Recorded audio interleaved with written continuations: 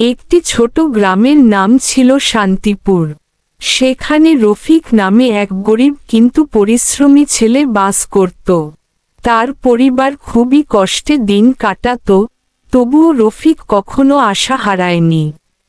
সে প্রতিদিন ভোরে উঠে পড়াশোনা করত এবং পাশাপাশি মাঠে কাজ করে পরিবারকে সাহায্য করত।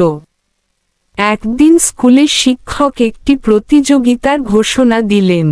বিষয় ছিল পরিশ্রমী সাফল্যের চাবিকাঠি। রফিক মন দিয়ে প্রস্তুতি নিল।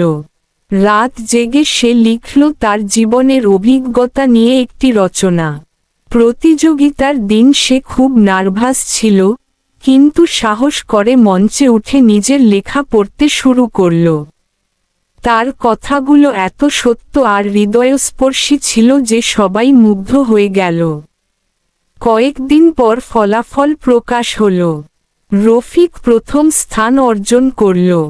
পুরস্কার হিসেবে সে পেল একটি বৃত্তি, যা তার পড়াশোনার খরচ চালাতে সাহায্য করবে। সেদিন রফিক বুঝতে পারল, দারিদ্র্য বাধা নয়, যদি ইচ্ছাশক্তি ও পরিশ্রম থাকে। তার সাফল্য শুধু তার নিজের নয়, পুরো গ্রামের গর্ব হয়ে উঠল।